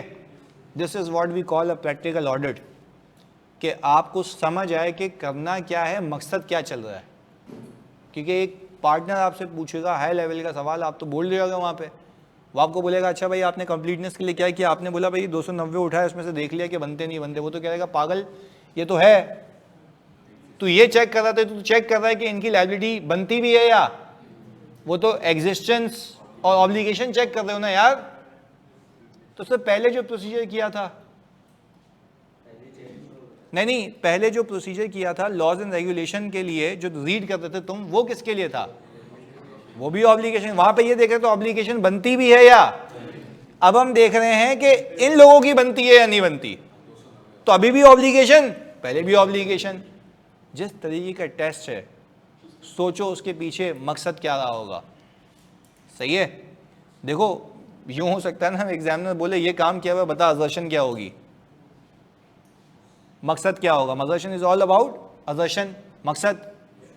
अच्छा, या तो वो बोले ये असर्शन है, बताओ प्रोसीजर क्या करूं, तो मैं आपको 2 वे लेके चल रहा हूं। क्लियर है, पक्का, ओके जी। Look for the one that was supposed to be recorded but are not. क्या सही कह रही है अलीना, कि हमें उन चीज़ों को ढूंढना है जो कि रिकॉर्ड होने चाहिए थे बट रिकॉर्डेड नहीं है। ध्यान हो गया यहाँ तक।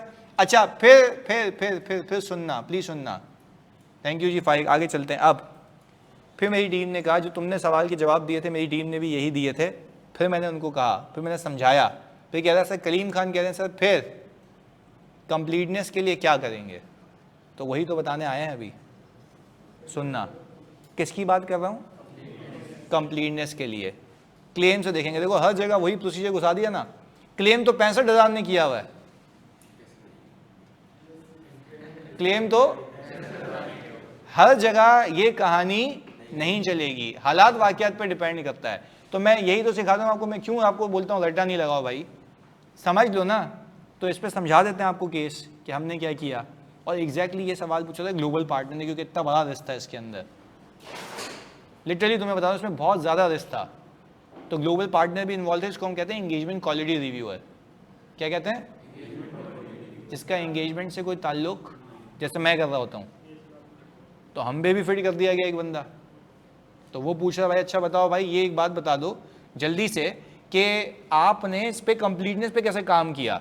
अच्छा, मेरी टीम का जो असिस्टेंट मैनेजर बोल रहा है sir look what we have done, we have pick 290 population that has been given by. मैंने कहा नो नो नो, मैंने कहा इंसान का बच्चा बन क्या बोल रहा है, वो पूछ क्या रहा है, ये क्या बता रहा है, एग्जिस्टेंस ऑब्लिगेशन। मैंने कहा नो, उसका अल-शनेबर नाम था, Al Shanebar, he is asking about, he's telling you about the completeness, he's telling you about the existence thing, not completeness. तो I'll explain you that what we have done. उसको एक एक करके बताने लगा।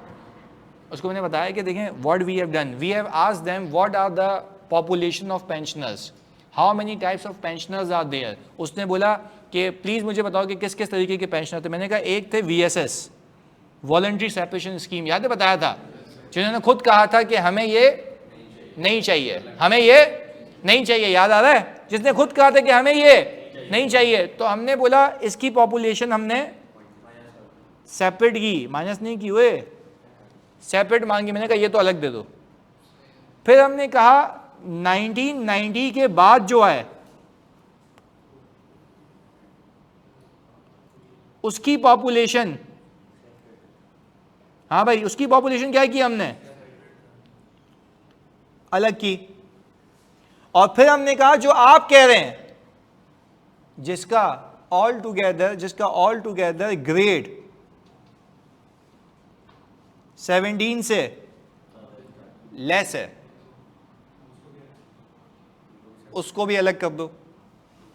तो 17 प्लस वाले कहां गए, वो ये रहे ना, पक्का। अच्छा, अब मैंने अपनी टीम को क्या कहा, मैं अल-शनेबर को एक्सप्लेन कर रहा हूं। मैंने कहा see what we have done, we have opted for VSS employ separately and we have looked at the letters that whether they have opted for VSS और not, and from the population that we have selected we have done the sampling, we have done a sampling. सुनना, sampling की हमने, पर क्या population को break करके किया है। आपको पता है पॉपुलेशन को ब्रेक करने से होता है क्या है, आपका डिटेक्शन रिस्क कम हो जाता है, आप टारगेट पे पहुंच जाते हो।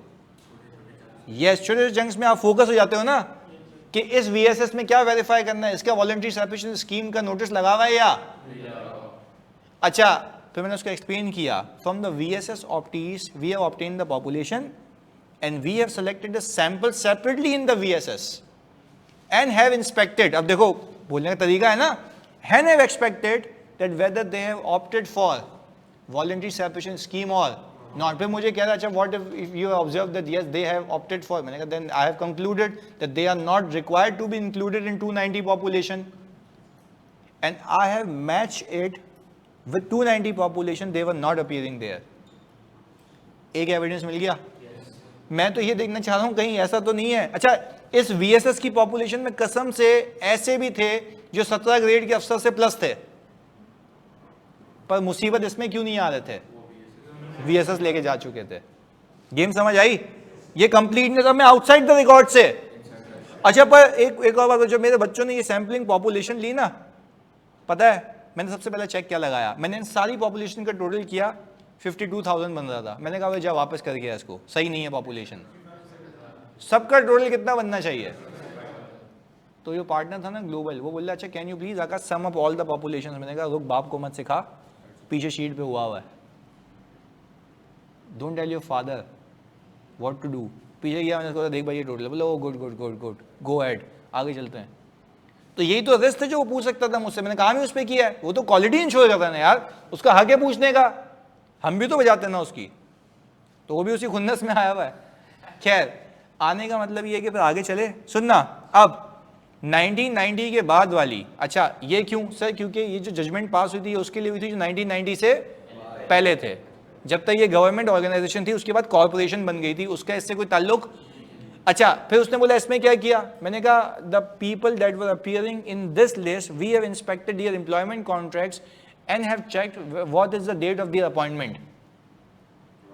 सही किया, रेलेवेंट एविडेंस, रेलेवेंट है कॉन्ट्रैक्ट। देखो जैसा मेरा मकसद है वैसे चेक कर रहा हूं। ओके सो बोल रहा है व्हाट यू हैव आइडेंटिफाइड, मैंने कहा I have identified accurately that none of them were being appointed before 1990। So बोल रहा है you mean to say these are not required to be included in 290 list. तो क्या मैं सही कह रहा हूं गलत कह रहा हूं? सही कह रहा हूं, यही हुआ था, नहीं थे ये। क्या मुझे एविडेंस मिलता जा रहा है? पक्का? ओके फिर ग्रेड 17 से नीचे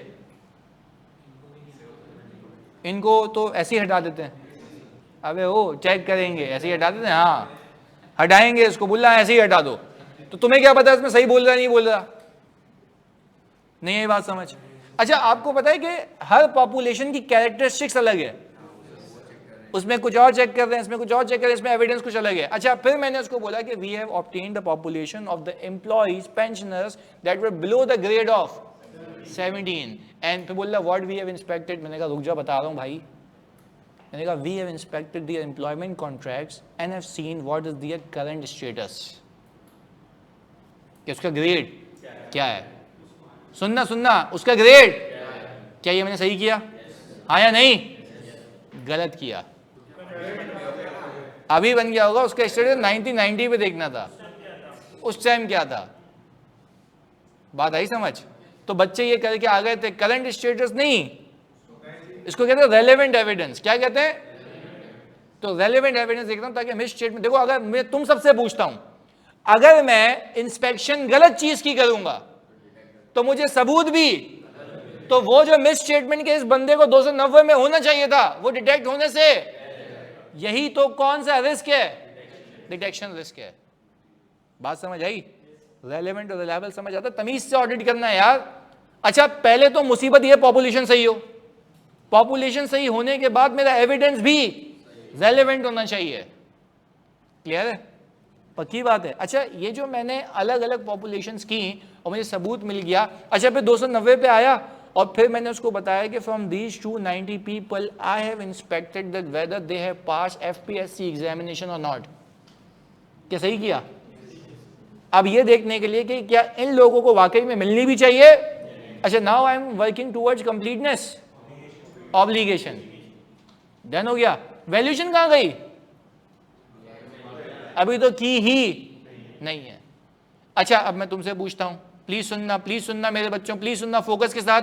अब जब मैं वैल्यूएशन करने लगा तो मैंने इस VSS में से 90 में से और ग्रेड 17 लेस में से नंबर ऑफ पीपल को उठाया और मैंने कंपेयर करने लग गया कि इनको मिली कितनी है और मिलनी, तो क्या कैलकुलेशन से मल्टीप्लाई करके क्या मुझे वैल्यू मिल जाएगी?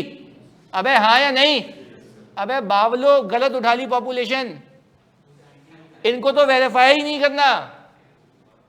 बुक किस पे होगा?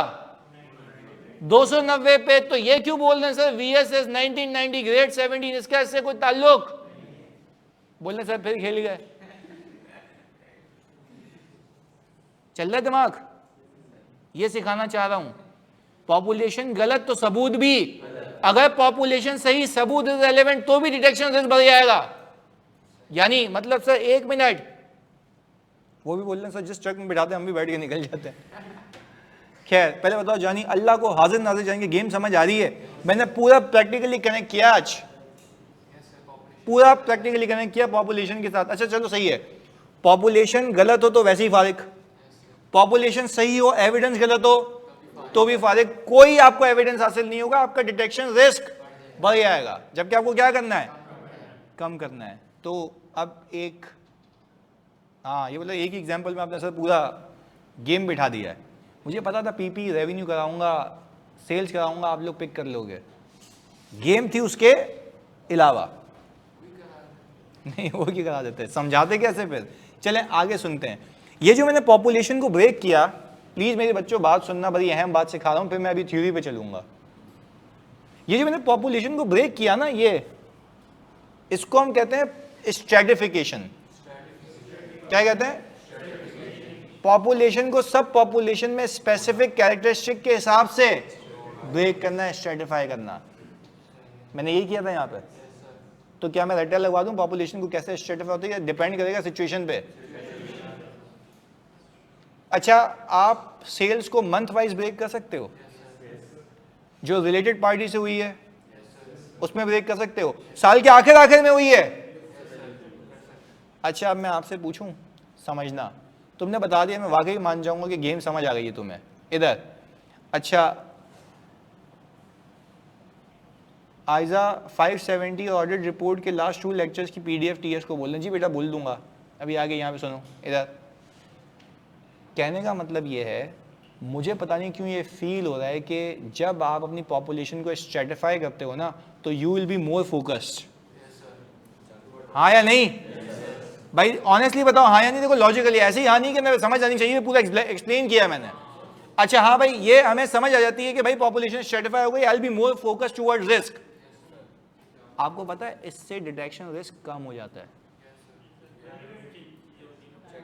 तो कोई आपको बोले थ्योरेटिकल वे में कि if you want to reduce your detection risk, what you need to do, आप बोलोगे पॉपुलेशन को, if you want to reduce your detection risk, आप अपनी पॉपुलेशन की टेस्टिंग को,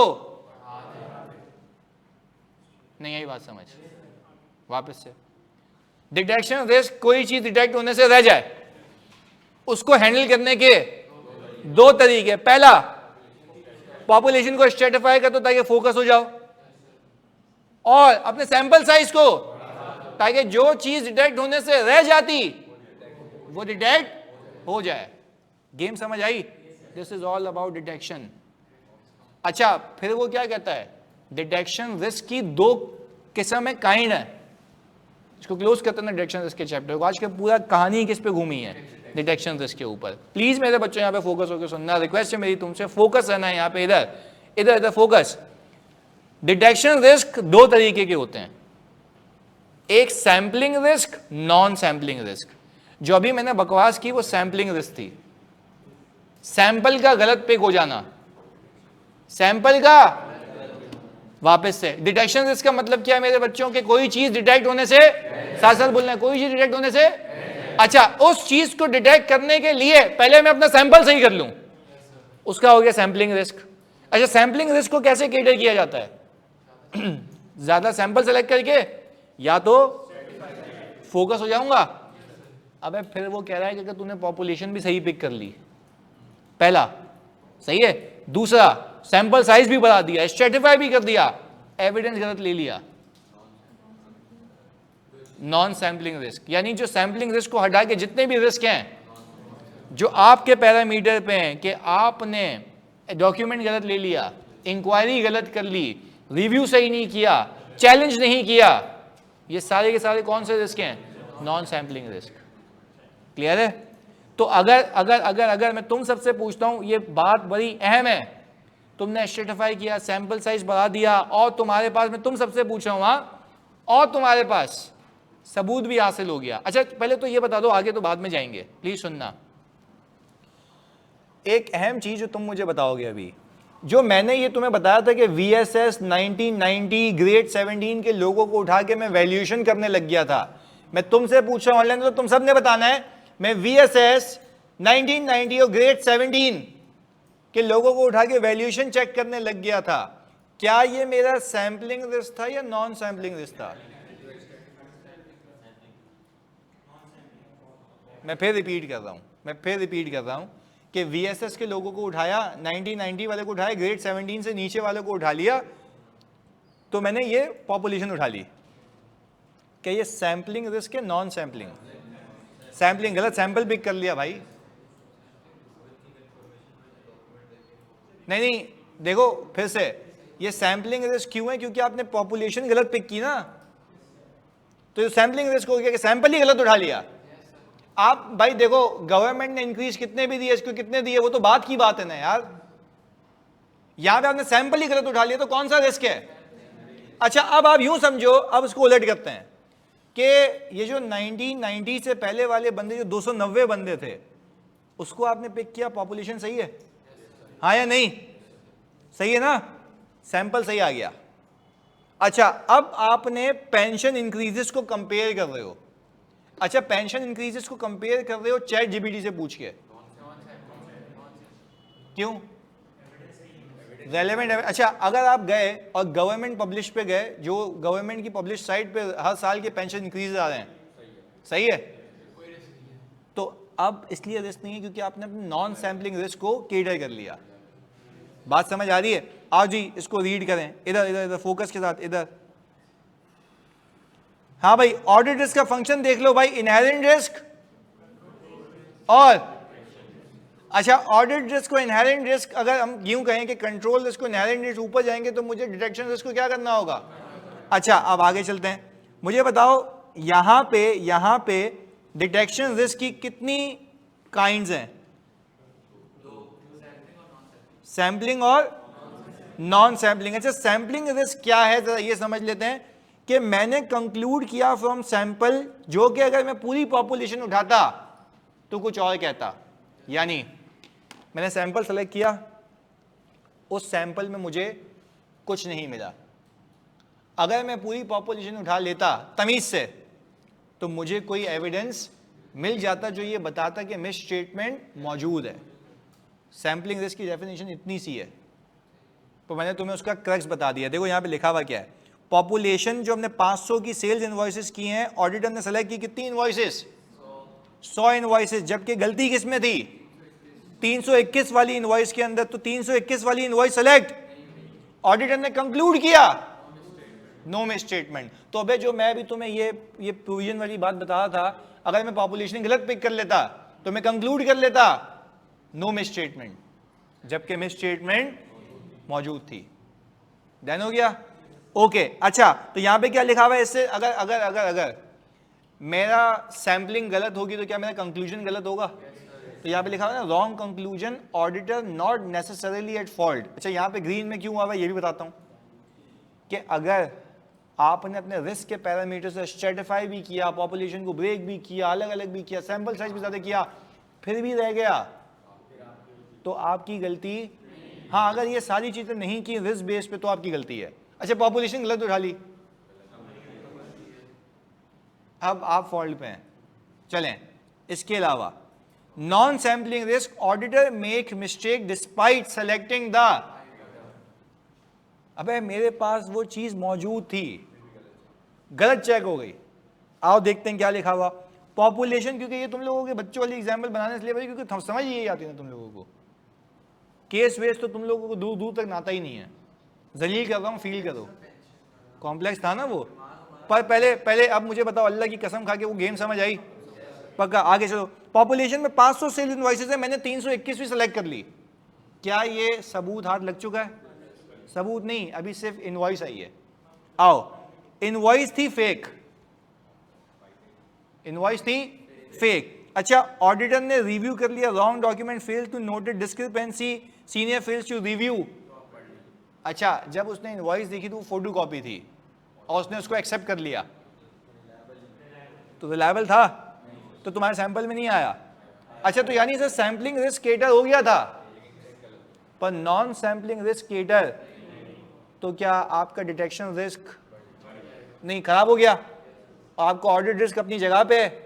आई थिंक आपका कंक्लूजन गलत हो जाएगा। अच्छा, मैं फिर पूछ रहा हूं, क्या मैंने सैंपलिंग सही कर ली तो काफी है? नॉन सैंपलिंग रिस्क को भी केटर करना है। वो कैसे होगा? जब आप ऑडिट तमीज से करेंगे, रेलेवेंट एविडेंस लेंगे और रिलायबल एविडेंस लेंगे। और रेलेवेंट और रिलायबल की डेफिनेशन ने शुरू से लेके आखिर तक समझाई हुई है। रेलेवेंट, अच्छा रेलेवेंट कब होगा? जब वो किसी असर्शन को केटर कर रहा हो, जिस मकसद के लिए कर रहे हो। तभी तो शुरू यहां से किया था, पर्पस पॉपुलेशन, पर्पस। अच्छा, पर्पस के हिसाब से पॉपुलेशन सही चीज पिक कर ली, चीज भी पास आ गई, तो क्या एविडेंस भी रेलेवेंट होना चाहिए? बस ये पूरी कहानी है इस चैप्टर की। यहां तक अलाइंड है भाई? पक्का? तो सर हमने ये कह दिया कि non sampling risk should be ideally भी, इसको जीरो क्यों होना चाहिए? हाँ, तो इस नॉन सैंपलिंग रिस्क को आपको जीरो रखना है, क्योंकि ये आपका मसला है। हाँ, सही डॉक्यूमेंट चेक करो। अच्छा, नॉन सैंपलिंग रिस्क जीरो नहीं हो सकता, सारा सेलेक्ट ही नहीं कर सकते। तो अगर, अच्छा ज्यादा खतरनाक क्या है, सैंपलिंग या नॉन सैंपलिंग? नॉन सैंपलिंग की माफी नहीं है। पता चले एक रेगुलेटर आए, वो आपकी फाइल इंस्पेक्ट करे और एक न्यूज में पता लगा कि फ्रॉड हुआ है, और वो फ्रॉड वाली इनवॉइस आपकी सैंपल में आई हुई है, फिर तो आप गए, आप कुछ बोल नहीं। देखो इस पे तो फिर भी जस्टिफिकेशन बनती है कि सैंपल में नहीं आई, फिर वो सैंपलिंग टेक्निक चेक करेगा, बोलेगा चल यार क्या है तो सही रहा है। हाँ, सैंपल में लगी हुई, आप बोल लो हाँ भाई देख ले आगे, मैं तो मिली नहीं मुझे, बोलेगा ये क्या है। क्लियर है? तो अगर एक चीज मौजूद है, आपके पास आ चुकी है, इसको सही तरीके से ऑडिट करना है, वरना डिफॉल्ट किसका होगा? ऑडिटर का। आई होप आपको बात समझ आती है। क्या हमने ऑडिट रिस्क के फंक्शन को भेजे में फिक्स कर लिया? And before I close the class, एक अमेजिंग बात सिखाता हूँ फिर, ताकि क्यूरियोसिटी रहे अगले के लिए। आपको एक बात बता दूं, ये जो ऑडिट रिस्क का फंक्शन है ना, इनहेरेंट और कंट्रोल, इसी में फ्रॉड रिस्क भी छुपे हुए होते हैं। जैसे कि आपके पास प्रोविजन होता है एडवांसेस के अगेंस्ट में, बैंक है, एडवांसेस के अगेंस्ट में क्या है? वो बैंक है। अच्छा, वो इनहेरेंट रिस्क था, आपने पूछा कि उसको कोई मॉनिटर करने वाला है, एजिंग कौन मॉनिटर करता है, कौन अपडेट करता है? उसने बोला भाई सब अल्लाह वास्ते है, control, there is an opportunity, इसी से फ्रॉड रिस्क निकलेगा। आज मैं तुम्हें कनेक्ट कर देता हूं ना, गेम आई समझ? इसको अलग मत समझना, इसी के अंदर छुपा हुआ होता है। तो अगर कंट्रोल हटा दिए तो फ्रॉड रिस्क। क्या ख्याल है? पक्की बात है? और मैं तो जल्दी बताओ, बात समझ आती है जल्दी से मेरे बच्चों? चले मिलते हैं फिर अगली क्लास में। अल्लाह हाफिज़।